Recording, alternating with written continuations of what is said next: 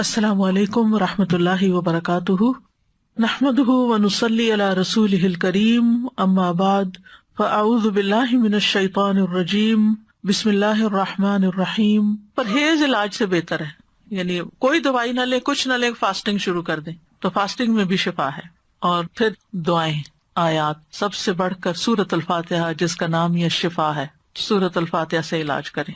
خارجہ بن سل تمیمی اپنے چچا سے نقل کرتے ہیں، ایک مرتبہ وہ رسول اللہ صلی اللہ علیہ وسلم کی خدمت میں حاضر ہوئے۔ جب واپس جانے لگے تو ایک قوم کے پاس سے گزرے جن کے ہاں ایک مجنون آدمی تھا، یعنی اس کا ذہنی توازن ٹھیک نہیں تھا۔ اسے انہوں نے لوہے کی زنجیروں سے باندھ رکھا تھا۔ اس کے اہل خانہ کہنے لگے، ہمیں معلوم ہوا کہ تمہارا یہ ساتھی یعنی نبی صلی اللہ علیہ وسلم کو خیر لے کے آیا ہے، وہ خود نہیں ہوں گے مسلمان، نہیں پتا ہوگا، تو کیا اس کے پاس کوئی ایسی چیز ہے کہ جس سے علاج کیا جائے اس کا؟ وہ کہتے ہیں کہ میں نے سورۃ فاتحہ پڑھ کر دم کیا تو وہ ٹھیک ہو گیا۔ یقین اصل چیز ہے نا، کہ یقین کتنا ہے۔ ایک لیکچر یقین پر بھی ہونا چاہیے، کیونکہ نا دین کے معاملے میں، دعاؤں کے معاملے میں ہمارا یقین نہیں ہوتا۔ الثقۃ باللہ۔ پھر جو منزل ہم پڑھتے ہیں اس میں سورۃ فاتحہ کے علاوہ آیت الکرسی ہے، البقرہ کی آخری 2 آیات ہیں، کیونکہ نبی صلی اللہ علیہ وسلم نے فرمایا جس نے سورۃ البقرہ کی آخری 2 آیات ایک رات کو پڑھی وہ اسے ہر آفت سے بچانے کے لیے کافی ہوں گی۔ اور آیت الکرسی کا تو فائدہ آپ کو معلوم ہی ہے۔ پھر معوذات ہیں، قل هو اللہ احد، قل اعوذ برب الفلق، قل اعوذ برب الناس۔ نبی صلی اللہ علیہ وسلم نے فرمایا صبح اور شام 3 بار معوذات کہہ لو تو یہ ہر چیز سے تمہیں کفایت کریں گی۔ پھر یہ دعا جو کل میں نے آپ کو بتائی تھی، انی مسنی الضر وانت ارحم الراحمین۔ اور اگر وسوسے آ رہے ہیں بہت اور بے چینی ہے اور دل پریشان ہے تو انی مسنی الشیطان بنصب وعذاب، کہ شیطان نے مجھے سخت تکلیف اور عذاب میں ڈال رکھا ہے، یعنی وسوسوں اور نیگیٹو تھنکنگ کی وجہ سے۔ حضرت ایوب علیہ السلام کا حال یاد کر کے اور پھر انت ارحم الراحمین بھی کہیں ساتھ۔ اور پھر ایوب علیہ السلام کا انداز جو ہے نا دعا کا، وہ بڑا خوبصورت ہے، وانت ارحم الراحمین، اور اپنے حال کا ذکر کیا کہ اللہ میں تکلیف میں ہوں، آپ جانتے ہیں۔ تو ہم اس طرح بھی دعائیں کر سکتے ہیں، یا اللہ آپ نے ایوب علیہ السلام کو صحت دی تھی، یا اللہ آپ نے زکریا علیہ السلام کو بیٹا دیا تھا، یا اللہ آپ نے یوسف علیہ السلام کو لوٹا دیا تھا، یا اللہ آپ نے موسیٰ علیہ السلام کی حفاظت کی تھی، یا اللہ آپ پھر یہ تکلیف دور کر دیں۔ سورۃ الانبیاء میں وہ اتنی خوبصورت دعائیں پڑھتے ہیں تو دل پگھلتا ہے، سارے انبیاء کی جو دعائیں قبول ہوتی گئیں ان کا واسطہ دے کر کے اللہ آپ نے ان سب کی دعائیں قبول کی، آپ میری بھی دعا قبول کریں اور میری یہ تکلیف دور کر دیں۔ اور پھر یہ ہے کہ جیسے نیک لوگ اللہ سے اچھا گمان رکھتے تھے، ابراہیم علیہ السلام نے کہا وَإِذَا مَرِضْتُ فَهُوَ يَشْفِينِ، وہ مجھے شفا دیتا ہے جب میں بیمار ہوتا ہوں۔ یہ یقین ہو اور پھر اس طرح شفا مانگے اللہ سے کہ اللہ تعالیٰ آپ کے ہاتھ میں شفا، بیدک الشفا۔ پھر وہ جو مسنون دعائیں گرین کارڈ کی ہیں، امسح البأس رب الناس بیدک الشفا، لا یکشف الکرب الا انت، اے لوگوں کے رب تکلیف دور کر دے، تیرے ہی ہاتھ میں شفا ہے، تیرے سوا اس کو کوئی دور کرنے والا نہیں۔ نبی صلی اللہ علیہ وسلم بیمار پر ان الفاظ کے ساتھ دم کیا کرتے تھے۔ اور پھر ایک اور روایت میں آتا ہے، انس رضی اللہ عنہ کہتے ہیں کہ میں تم پر وہ دعا پڑھ کر کیوں نہ دم کروں جسے رسول اللہ صلی اللہ علیہ وسلم پڑھتے تھے۔ تو حضرت ثابت کی طبیعت خراب تھی تو انہوں نے کہا ضرور کیجیے، تو حضرت انس نے ان الفاظ کے ساتھ دم کیا، اللہم رب الناس مذہب البأس اشف انت الشافی لا شافی الا انت شفاء لا یغادر سقما۔ پھر اسی طرح یہ ہے کہ اگر کوئی جل جائے تو اس کا علاج نبی صلی اللہ علیہ وسلم نے کس طرح کیا۔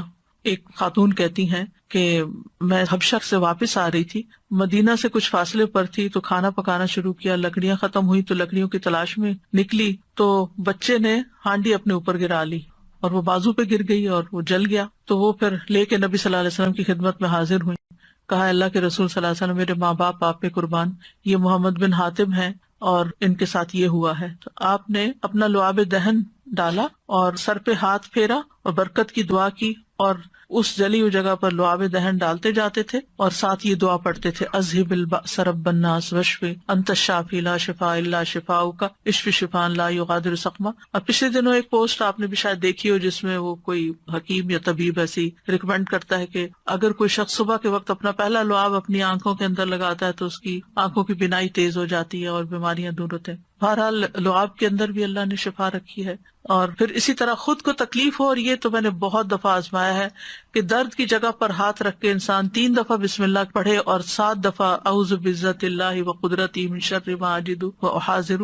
بہت ہی خوبصورت دعا ہے اور بہت جلد تکلیف دور ہوتی ہے. خاص طور پہ اگر گھٹنوں وغیرہ میں تکلیف ہے تو آپ ان کو کلونجی کے آئل سے رب بھی کرتے جائیں اور یہ دعا پڑھتے جائیں تو انشاءاللہ ٹھیک ہو جائیں گے. پھر اسی طرح اگر کہیں پھوڑا پھنسی ہے چھوٹا موٹا تو اس پر نبی صلی اللہ علیہ وسلم یہ دعا پڑھتے تھے، بسم اللہ تربت اردنا بریقت بادنا لیشفی بہ سقیمنا باذن ربنا.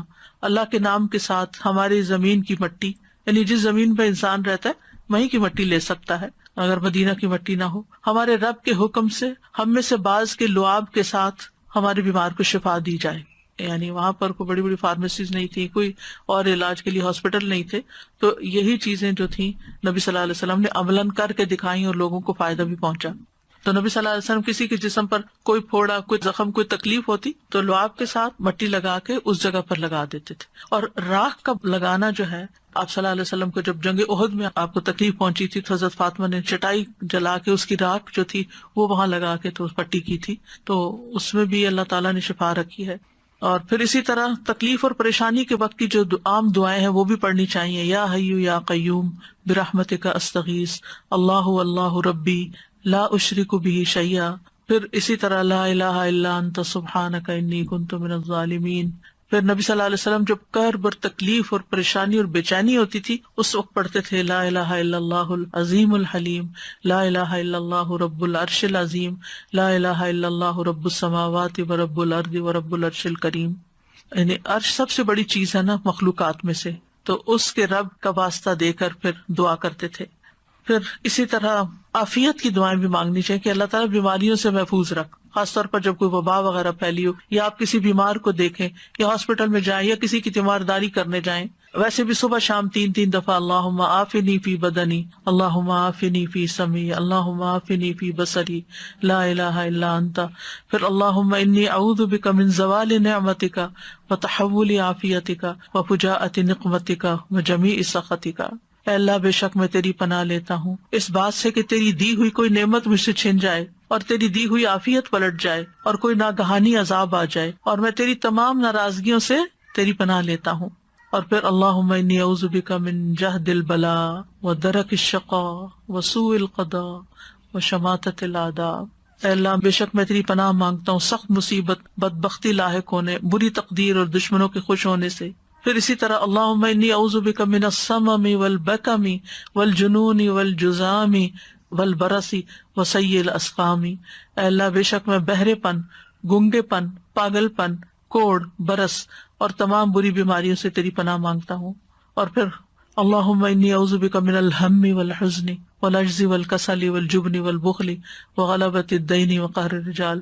اخلاقی بیماریوں سے، روحانی بیماریوں سے نجات. اے اللہ میں تیری پناہ مانگتا ہوں دکھ، غم، عاجزی، سستی، بخل، بزدلی، قرضداری کے بوجھ اور لوگوں کے اپنے اوپر غلبے سے.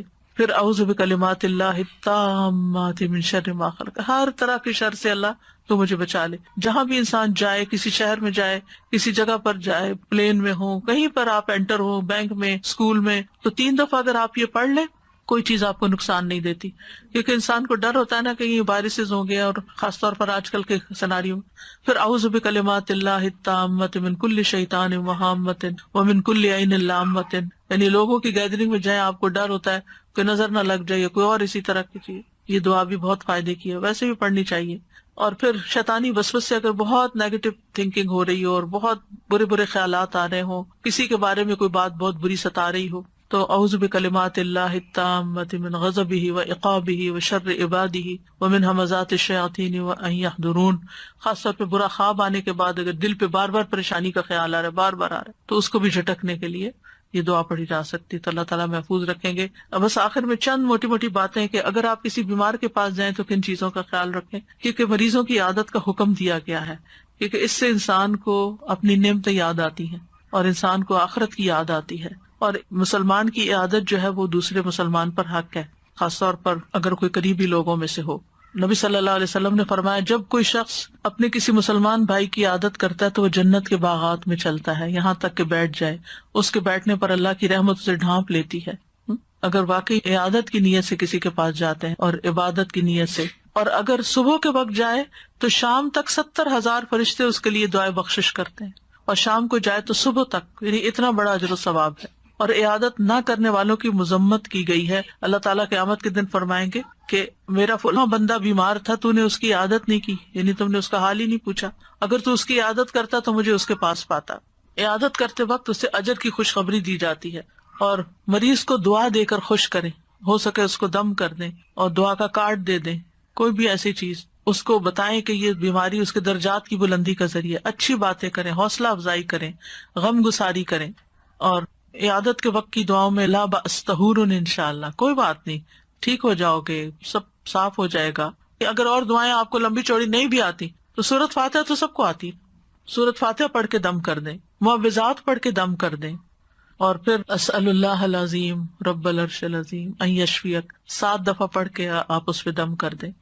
نبی صلی اللہ علیہ وسلم نے فرمایا جو مسلمان کسی بیمار کی عادت کے لیے اس کے پاس آئے جس کی موت کا وقت نہ آیا ہو، اور 7 مرتبہ یہ پڑھے تو اللہ تعالیٰ اس کو شفا عطا کر دیتا ہے۔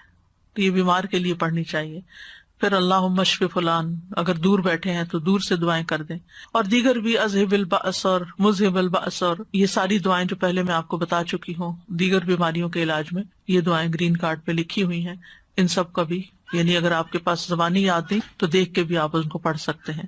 اور ساتھ اپنے لیے بھی ایک دعا مانگیں کہ اللہ مجھے اس سے عافیت میں رکھنا، یعنی الحمدللہ الذی عافانی مما ابتلاک بہ وفضلنی علی کثیر ممن خلق تفضیلا۔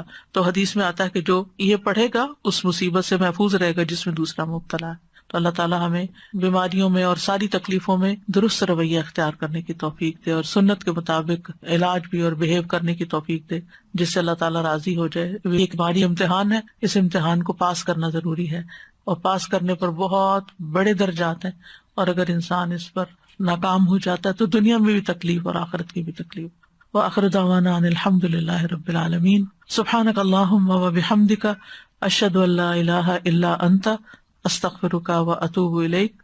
السلام علیکم ورحمۃ اللہ وبرکاتہ۔